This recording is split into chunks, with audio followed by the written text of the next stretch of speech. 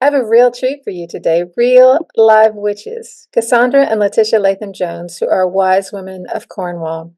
And they're here to share their story of what it's like to live in close connection with spirit and service to their community. I love chatting with them and think that you will enjoy them too.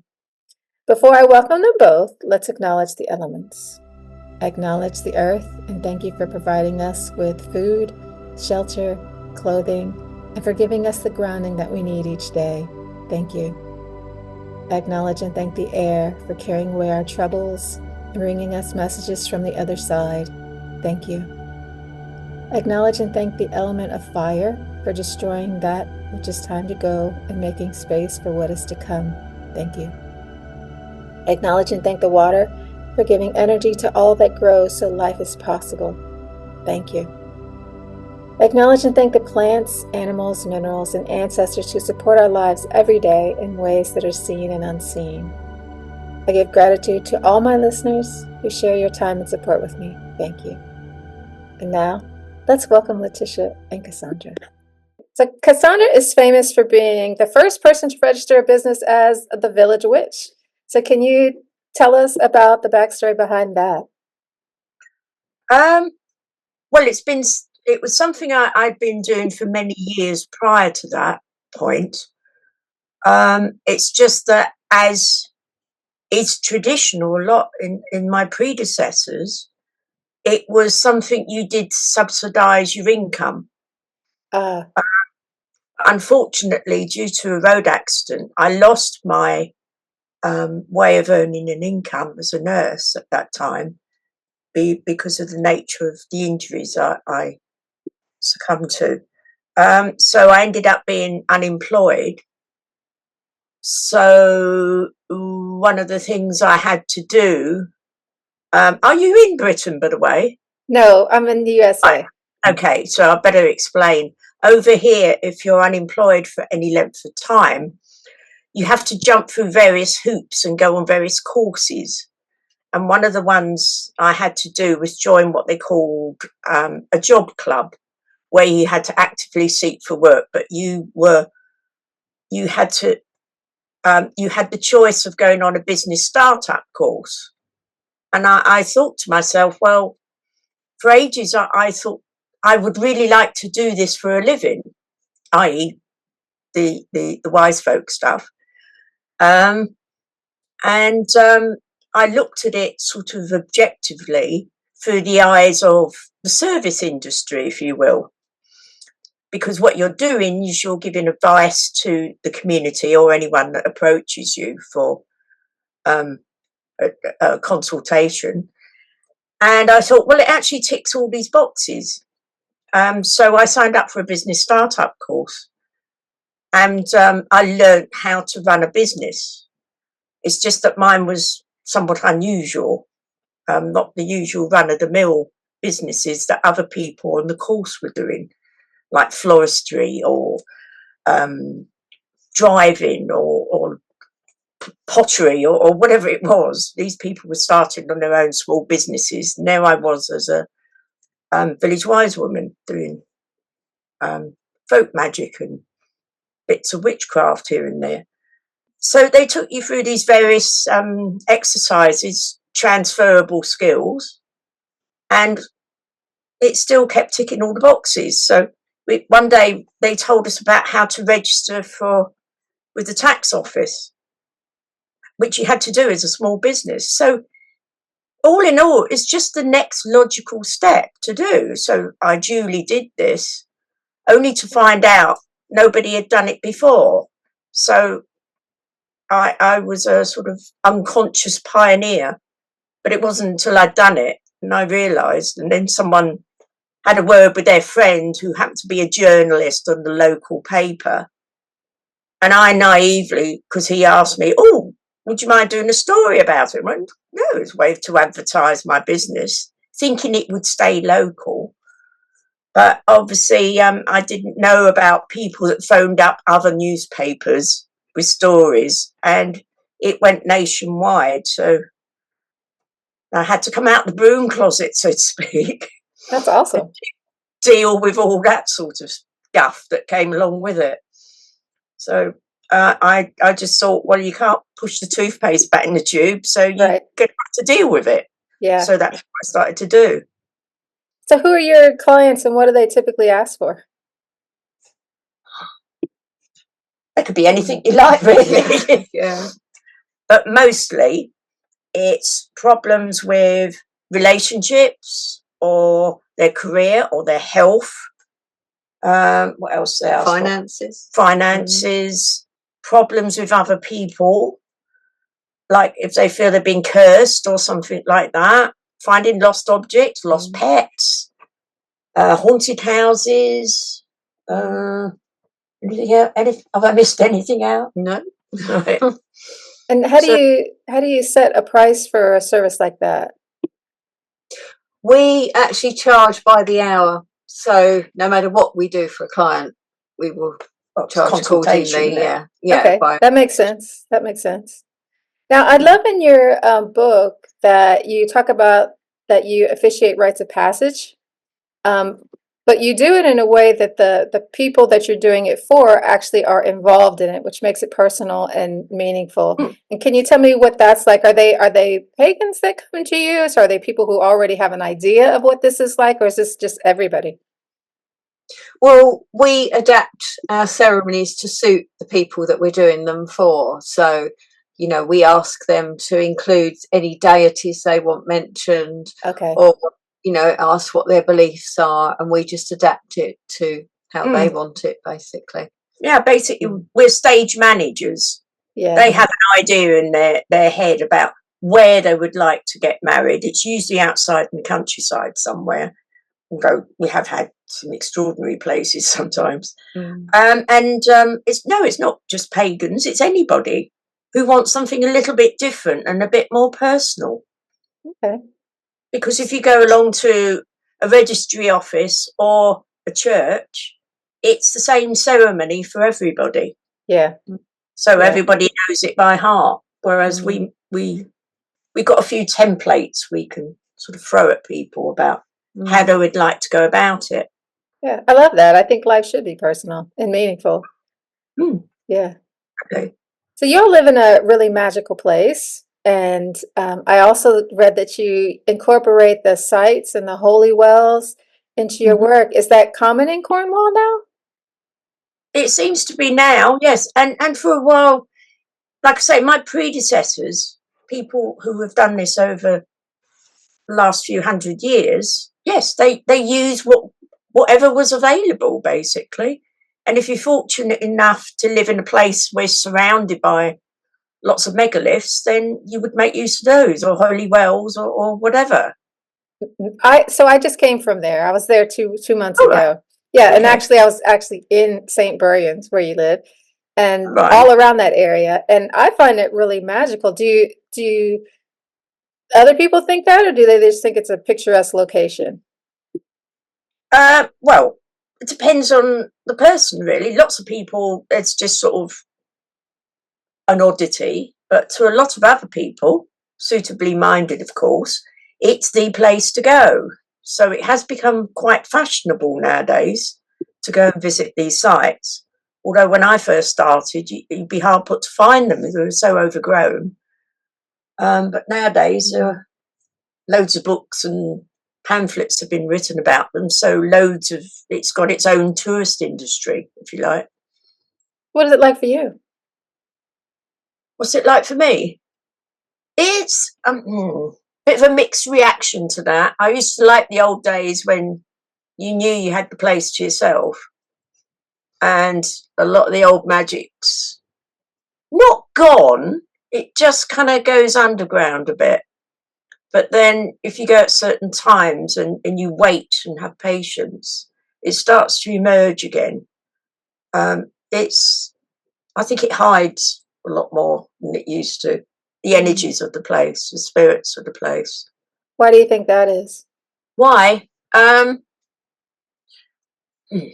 think a lot of good-hearted but muddle-headed people visit these sites for their own purposes, and they don't actually honour the site in ways that make sense. For instance, you'll find people leaving loads of stuff there as kind of offerings or whatever, but they're actually not doing the site any good. I've never quite seen the point behind leaving dead flowers at places and then leaving the wrappings in the hedge. You know, it's sort of it's nuts, in my opinion.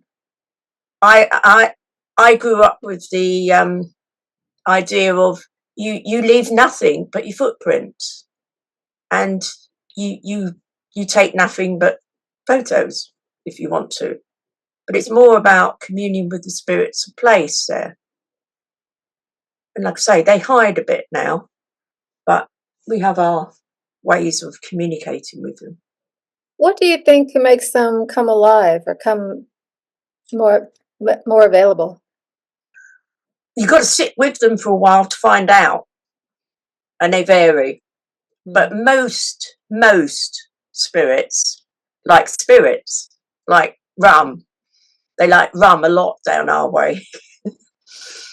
And they like sweets. And tell Laura about the sea spirits, what they like.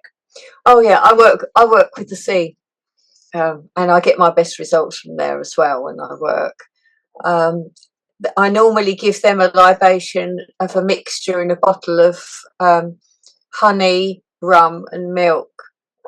And it's really interesting when you put it in the bottle, it actually settles in layers, and you can see layers of the liquids until you shake them up.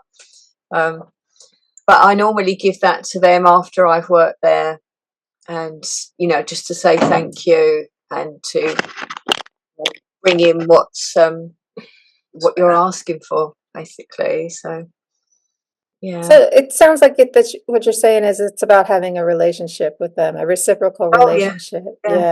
Yeah. So for people who are visiting, because you said that there's a big tourist industry around this now, do you have any suggestions of how they might do that, being they don't live there? Well, I think just have basic respect for the place and just sit there, just be.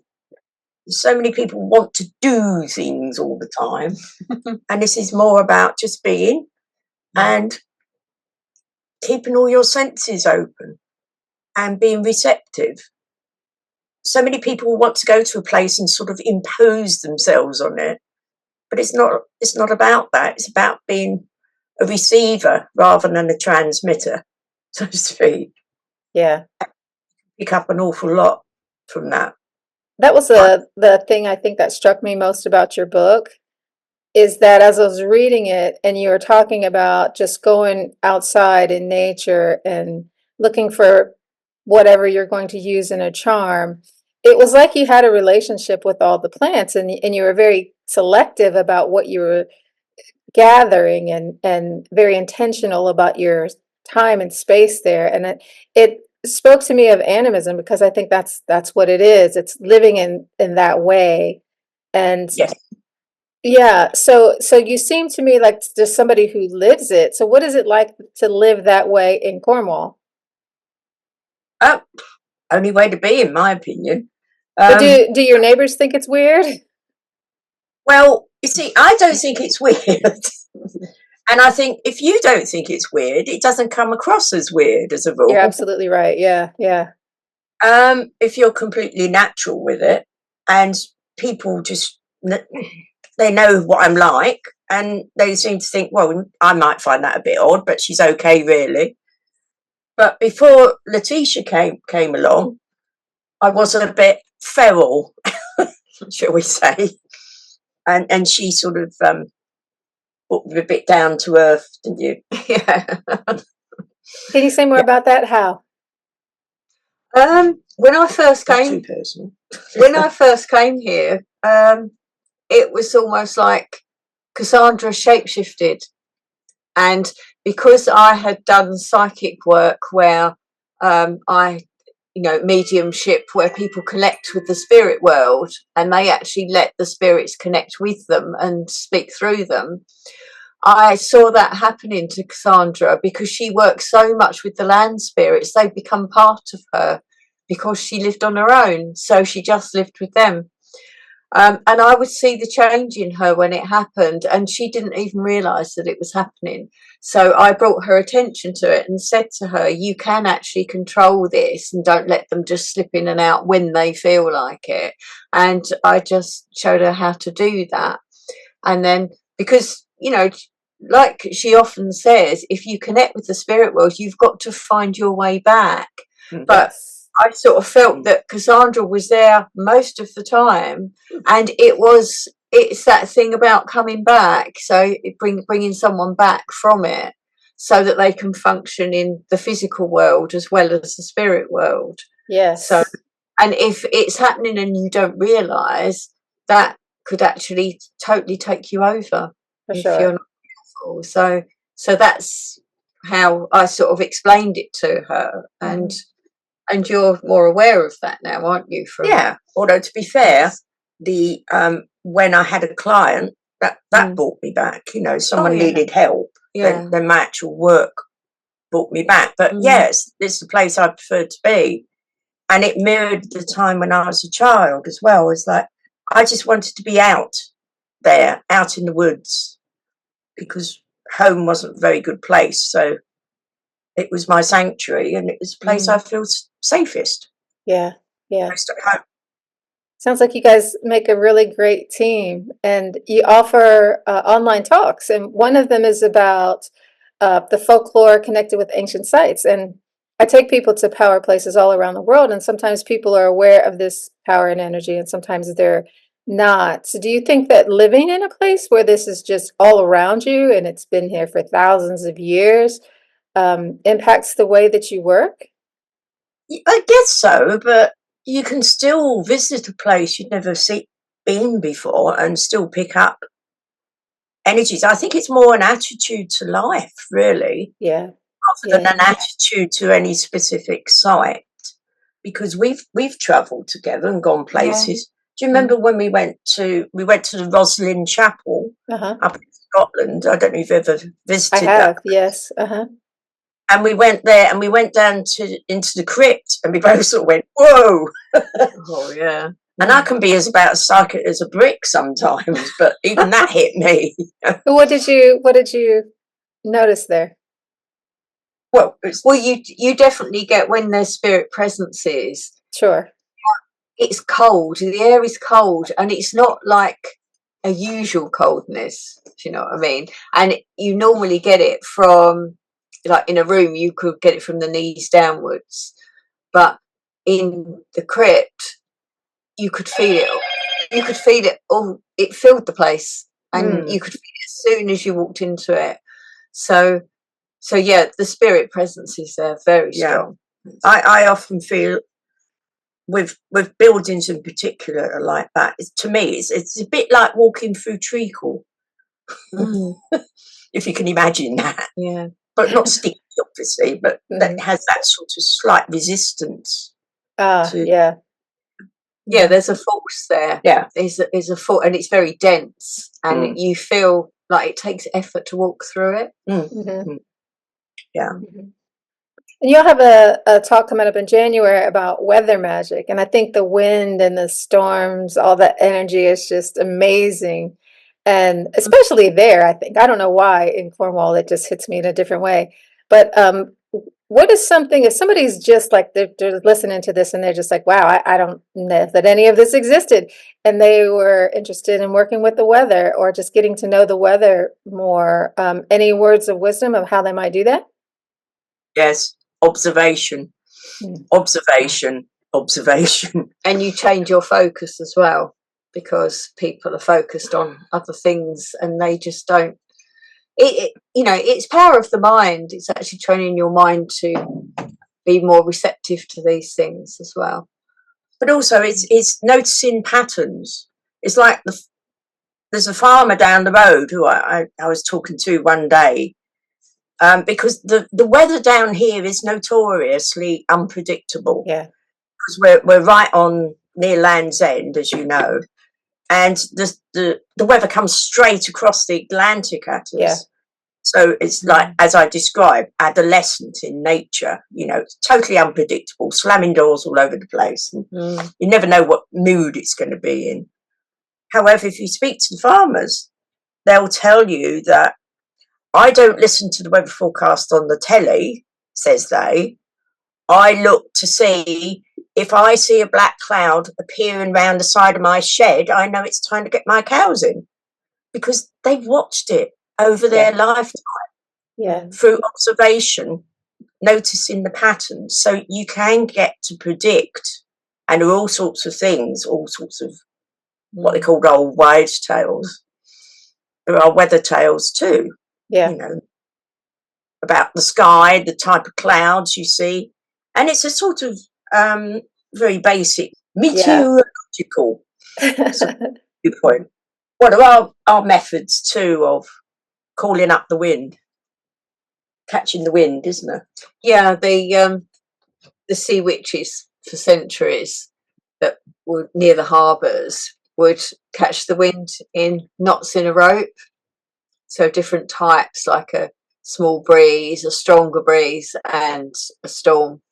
And they catch the energies in the rope, and then they would sell them to the seamen, so that if they were out on their boats and they needed maybe a gentler wind or a stronger wind, they could release the knots in the rope to help them on their way. Not used so much nowadays because we've got lots of outboard motors. So. But back in the sailing days, that's very useful. So how do you suppose that magic and witchcraft became associated with the evil?